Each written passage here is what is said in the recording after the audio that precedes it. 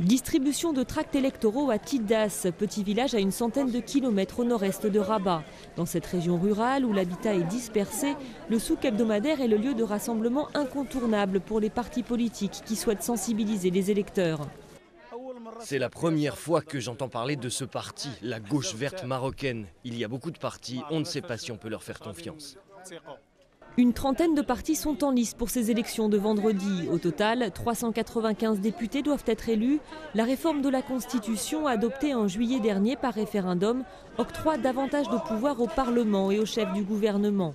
Mais pas suffisant ici pour donner confiance aux hommes politiques. Tout ça, ce sont des mensonges. Tout ce qui est écrit ici, ils ne vont jamais l'appliquer. Ils mangent l'argent de l'État, ils prennent l'argent et ensuite ils ne font rien.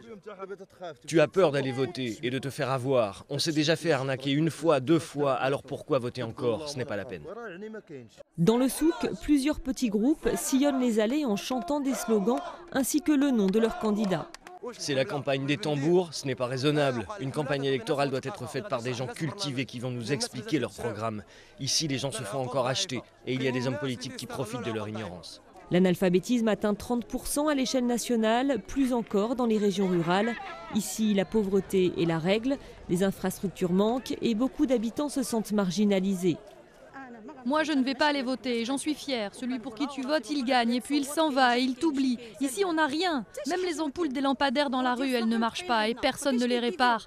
Après, tu viens faire campagne et tu me dis de voter pour toi? Non. Le taux de participation est l'un des principaux enjeux du scrutin de vendredi. En 2007, lors des précédentes élections législatives, il avait atteint un record. Seuls 37% des inscrits s'étaient rendus aux urnes.